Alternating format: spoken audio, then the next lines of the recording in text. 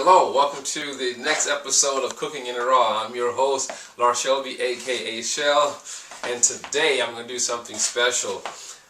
One of the previous episodes I made these vegetarian enchiladas in which I utilized some chili I made the night before, vegetarian chili. So today I'm going to make that chili for you. So let me show you the ingredients I got going on here and we'll get it started. Well, I have some white beans. I have more beans than that, but just to show you my ingredients, I have white beans, Great Northern white beans. Works out great for this recipe. I'm not going to do a soak method. I'm not going to do a quick soak method. I'm going to cook these straight through. I have my tomatoes, last of the season tomatoes. You know what I did was, again, in an earlier show I mentioned that pick tomatoes from the garden and I freeze some whole and I made some tomato sauce. I made marinara sauce or chunky tomato sauce. This is the last of the season. It's a good thing summer. It's on its way. So then we're going to put in some onion, some garlic cloves, and the special spice goes in there. Alright? And that's all there is to it. I mean, salt and pepper, of course, but a very, very simple vegetarian chili. It doesn't have to be complicated. Just flavorful. Alright, so start this process off. We have to clean some beans. You know what you're doing here, most people, you can't think that everything's going to be nice for you. So what I like to do is go through my beans, sort out the beans, pick out the bad looking or the imperfect looking beans, you know, like this one here if you can see it. I don't like the way that one looks.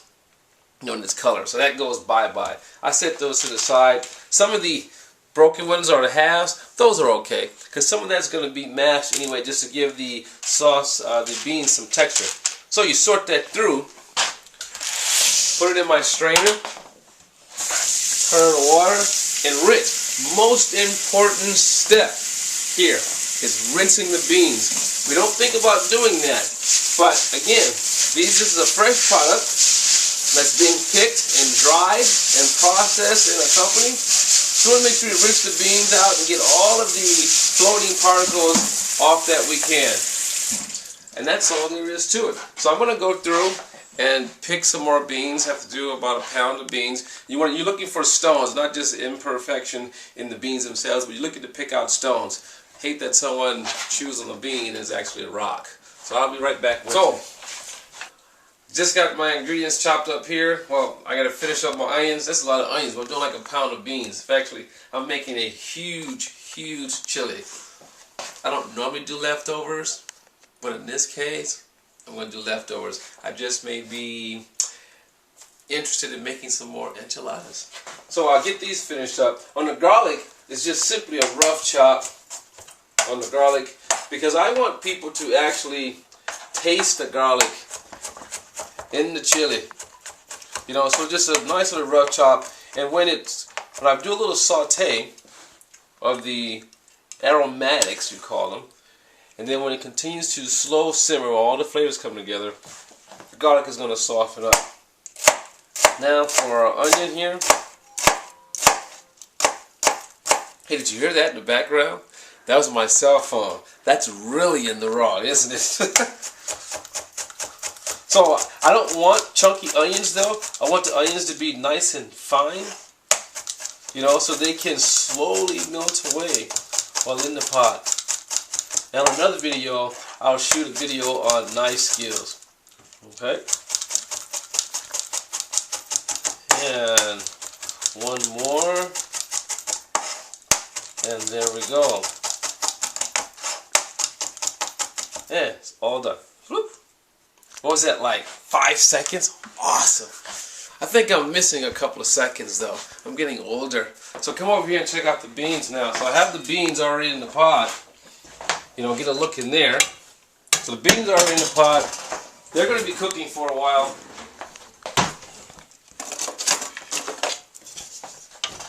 Look at that.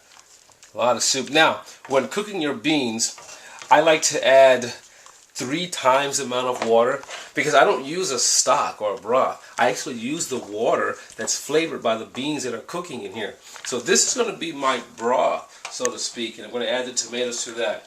So while that's cooking away, I start getting my flavoring ingredients together to add to the chili. I'll be right back with you. Alright, so I was testing out the sizzling oil. Always make sure you get the pan heated before you add your ingredients to it. So my pan is nice and heated. I threw some onions in there just to test that sizzle.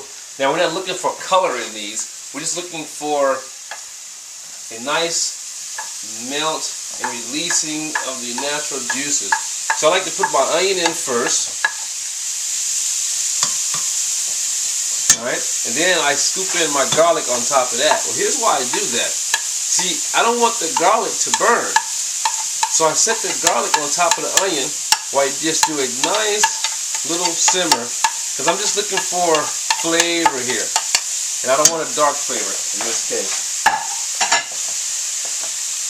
So that's going to be the simmering away or sauteing away to get nice and soft and releasing its juices. And then from there I'll be adding in the tomatoes. So we'll let that cook up a little bit.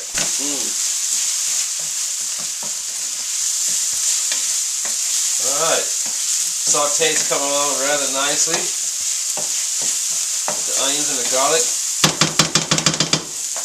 No scorching. So now I want to get the pot, turn the heat up. I want to get the pot nice and hot.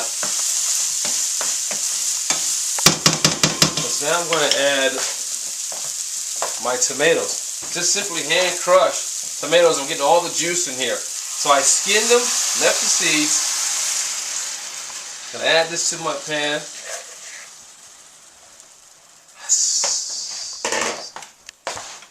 Get that turned up real high. So now this is the foundation for my vegetarian chili.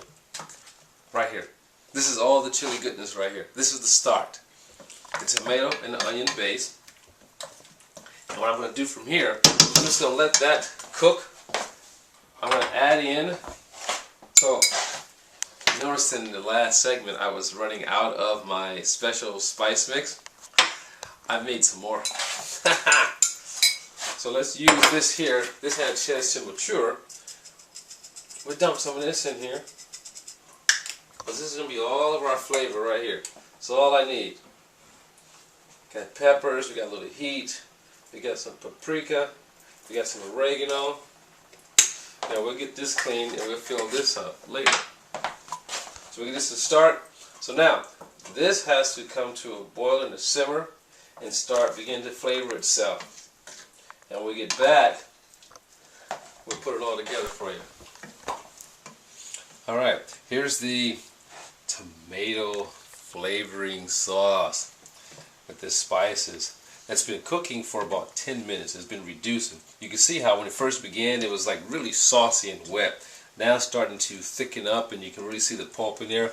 That's going to add great flavor to the soup here. So we'll let that cook down some more. And then I want to show you back here. Remember I told you earlier, I put in like 3 times the amount of water in my beans. Because I take some out, because this is going to add moisture and liquid to the chili when I get it inside of the pot, when I mix them together. And I take this juice here. This is now a bean broth. I don't use any chicken stock or beef stock. This is what goes on right here. This is cooking in a raw. So I'd use this bean broth and add it back to get the consistency that I would like to have in my soup. So there you go. So we'll let this cook down a little more. Then we'll start combining. Oh, 45 minutes on the beans. I forgot to say. They've been cooking and they're almost there. So about an hour and a half, I would say again, from start to finish. After about an hour is when I'm going to add the tomato sauce to it. And then it just simply cooks the rest of the time. Alright. This is just about where I want it. The beans were cooking for an hour. So that last 45 minutes to an hour, this is where I want the beans and the tomato base to blend together. But first, let's give it a taste.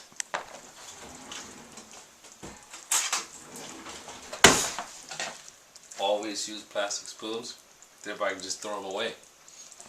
Here we go. Well, let's turn that fire down. One thing about tomato sauce, in any form, you have to be careful. So don't wear something that you don't want to eventually turn red on you. So here we go. Let's give it a taste.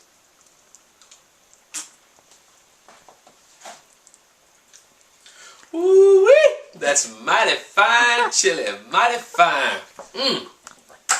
That got a nice little kick to it. The tomato flavor just comes out. Wow. This is the last of last season's bounty. So now I'm going to add this to the beans here. Let's just slide that over. Turn that one off. Add this to the beans here. See if I can go with my left hand so we can see here. See, what I don't want to do is have it splatter. Otherwise, we're going to get tomato splatter all over the camera. And that can be kind of neat. It'd be like psychedelic. So we get that in, and you waste nothing. I'll come back later and put in all of that goodness there. Alright, we'll set that here off the burner. Now, get a look inside that pot there.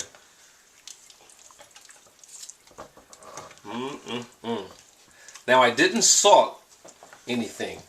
I like to salt once. Alright, I'm going to add my salt now, at this point, to the chili. Then I can test it as it just slowly cooks for the next hour, 2 hours, 3 hours. Then I'll finish it off with some spinach, add some little green color to it. Let's put in a couple of caps of salt to start here. Let's just start this off right. 1. So this is about 3 tablespoons I just put in, approximately. Give it a stir.